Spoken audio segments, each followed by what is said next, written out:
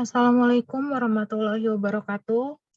Perkenalkan kami dari kelompok 4 kelas IPA 2. Video ini kami akan menjelaskan mengenai fenomena listrik statis dalam kehidupan sehari-hari. Anggota kami yaitu saya sendiri Putri Maharani dengan NPM 013, kemudian ada Nidiaul Afifah dengan NPM 022, Bintang Suladi Fantari dengan NPM 037, dan juga Muhammad Ridwan Nuraifa dengan NPM 114. Fenomena listrik statis yang ada dalam kehidupan sehari-hari yang akan kita bahas. Yang pertama yaitu petir, yang kedua ada mesin fotokopi, yang ketiga ada tangan yang didekatkan pada televisi, dan yang keempat yaitu kain sutra yang digosokkan pada batang kaca. Untuk yang pertama yaitu fenomena petir. Petir sendiri merupakan fenomena alam yang sulit dicegah dan juga sulit diprediksi kehadirannya. Fenomena petir ini sering terjadi dibarengi dengan kilatan cahaya dan juga suara yang menggelegar. Penemuan petir sebagai arus listrik dipopulerkan oleh Benjamin Franklin pada tahun 1752 melalui percobaannya. Franklin mengusulkan untuk menggantungkan sebuah bejana Leyden, yaitu alat untuk menyimpan arus listrik pada benang sutra layangan yang diterbangkan ketika cuaca sedang berpetir. Nah, kemudian percobaan Franklin ini dimodifikasi oleh Dalibard dengan menggunakan instrumen mirip dengan penangkal petir modern. Ia mengamati bahwa muncul percikan api ketika besi tersebut dekat dengan petir, sehingga ia menyimpulkan bahwa petir merupakan arus listrik. Lalu bagaimana terbentuknya petir? Petir ini dapat terbentuk ketika muatan positif dan muatan negatif di awan itu semakin besar. Ketika muatannya semakin besar, maka terjadi percikan antara awan, sehingga muncullah petir.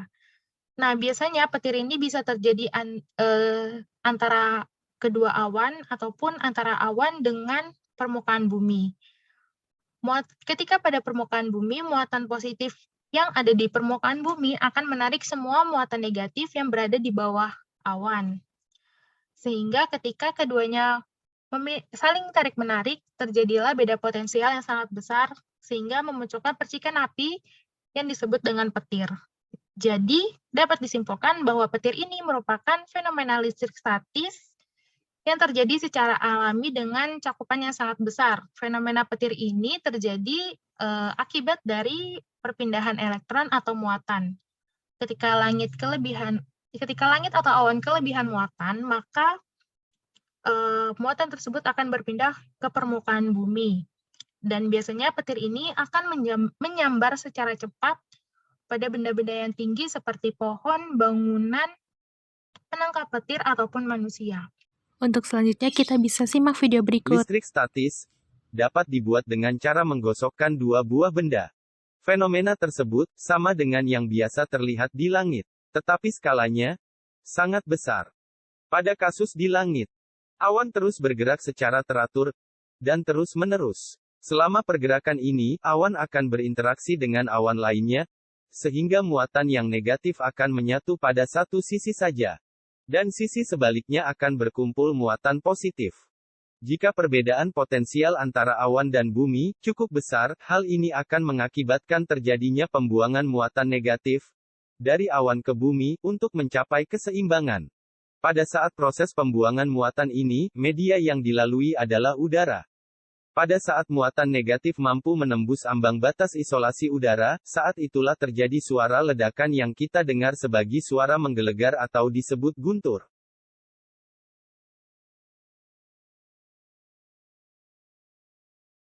Baik, fenomena listrik statis dalam kehidupan sehari-hari selanjutnya, ini ada mesin fotokopi. Jadi, apa itu mesin fotokopi? Mesin fotokopi merupakan mesin yang digunakan untuk membuat salinan dokumen asli ke dalam bentuk dokumen lainnya, seperti kertas. Nah, mesin fotokopi itu pada umumnya hanya digunakan untuk membuat salinan saja. Dalam pemrosesannya, ternyata mesin fotokopi itu menerapkan prinsip kerja tertentu, yaitu serografi. Perlu diketahui bahwa mesin fotokopi itu memiliki 3 komponen utama dalam melakukan kerjanya gitu. Nah, 3 komponen utama itu, yang pertama itu ada cahaya atau sinar mesin fotokopi, yang kedua ada drum, dan yang ketiga ada toner. Nah, prinsip atau cara kerja mesin fotokopi itu dapat teman-teman lihat pada bagian kanan di layar teman-teman. Nah, di situ kurang lebih ada 7 langkah ketika kita akan membuat salinan dokumen dengan menggunakan mesin fotokopi. Nah, untuk proses yang pertama, untuk melakukan proses penyalinan, itu kertas yang akan disalin terlebih dahulu diletakkan pada kaca mesin yang kemudian akan disinari dari bawah. Nah, sinar dari mesin fotokopi itu kemudian akan ditangkap dan dipantulkan oleh lensa ke arah drum. Nah, apa itu drum? Jadi, drum itu tuh berbentuk tabung berupa silinder yang berbahan selenium yang sangat sensitif dengan cahaya. Nah, drum sendiri bermuatan negatif karena adanya proses pengaliran aliran listrik pada drum yang nantinya dapat berfungsi untuk menarik toner. Jadi perlu diketahui pertama, drum itu bermuatan negatif gitu. Nah, selanjutnya juga ada kata toner. Nah, toner itu merupakan komponen utama dari mesin fotokopi yang berbahan serbuk besi halus yang memiliki muatan positif. Jadi kata kuncinya drum bermuatan negatif dan toner bermuatan positif. Untuk mendapatkan bayangan yang lebih jelas, itu dilakukan penyinaran ulang dengan laser di mana bayangan dokumen asli akan ditangkap dan dipantulkan oleh lensa. Drum yang terkena sinar pantulan oleh lensa itu akan kehilangan muatan negatif sehingga serbuk tonernya tidak akan menempel gitu. Nah, kita kan tadi membahas bahwa drum itu kan bermuatan negatif sedangkan toner bermuatan positif gitu. Nah, itu akan terjadi tarik-menarik. Nah, apabila drum itu kehilangan muatan negatif, maka serbuk toner itu tidak akan menempel. Gambar yang lebih terang pada permukaan drum itu akan mengakibatkan elektron-elektron akan muncul dan menetralkan ion-ion negatif yang dihasilkan pada kawat pijar bagian atas drum. Sehingga pada bagian yang terang tidak akan ada elektron yang bermuatan, sedangkan pada bagian yang gelap, itu seperti tulisan ataupun gambar pada dokumen, itu akan tidak terjadi perubahan muatan dalam artian muatannya tetap negatif. Nah, langkah selanjutnya itu serbuk besi toner akan mulai menyesuaikan dan mulai menempel gitu pada permukaan yang negatif, yaitu pada tulisan dan gambar. Nah, setelah drum selesai menempelkan semua serbuk toner yang dibutuhkan untuk mencetak, akan dilanjutkan dengan tahap penyalinan kertas. Nah, tahap penyalinan kertas ini dapat dikatakan sebagai tahapan akhir dalam proses fotokopi gitu. Kertas dari hasil salinan nantinya akan masuk melewati tray sheet ke bagian bawah drum. Drum tersebut akan berputar ke bawah sejajar dengan permukaan kertas salinan. Alas memiliki daya tarik magnet yang jauh lebih kuat dari drum mesin, sehingga semua serbuk toner jatuh dan menempel pada kertas. Nah, langkah terakhir dari proses ini adalah memanaskan dan menekan serbuk toner pada bagian kertas agar menempel dengan kuat dan tidak lentur. Nah, adanya proses penekanan ini dan pemanasan ini, kita dapat rasakan sensasinya pada dokumen yang kita pegang dari hasil fotokopi gitu. Untuk selanjutnya kita bisa simak video berikut.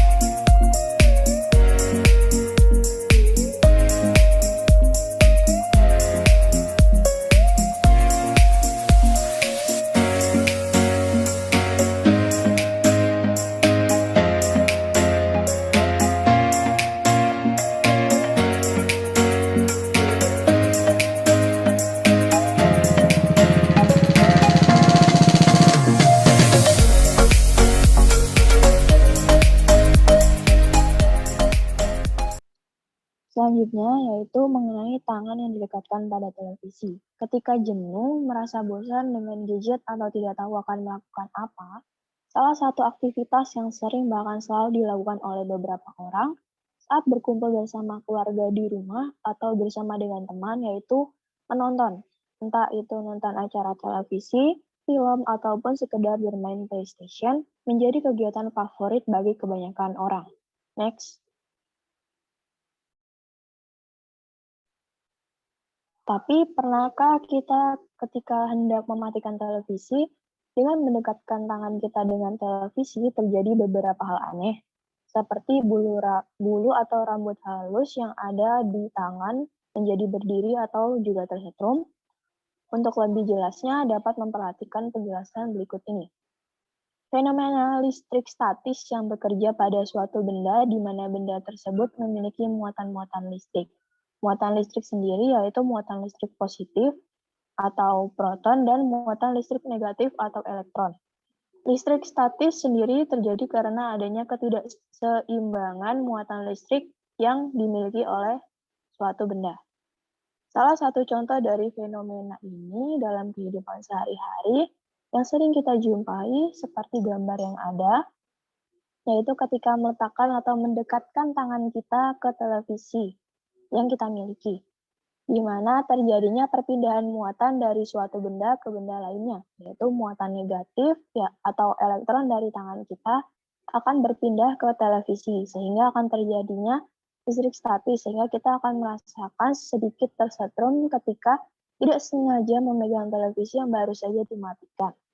Dan karena perbedaan muatan tersebut, bulu halus yang ada di tangan kita yang mana lebih bermuatan positif akan ditarik oleh televisi yang kelebihan muatan negatif tersebut.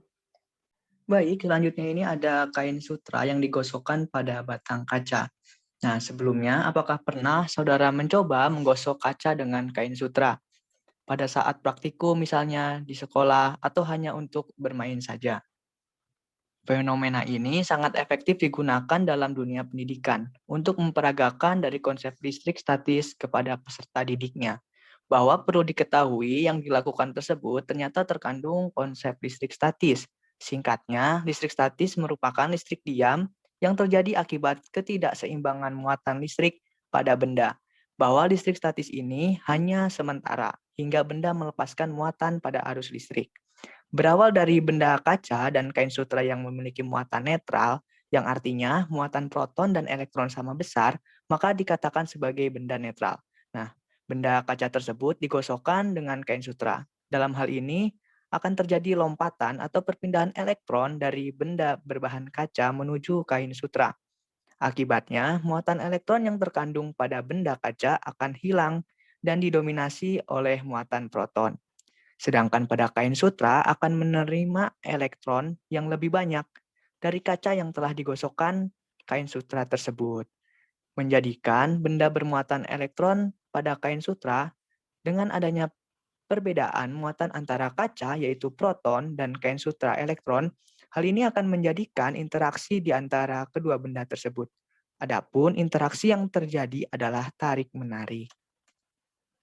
Selanjutnya yaitu jadi, penyebab kaca yang digosokkan kain akan sutra tersebut bermuatan positif.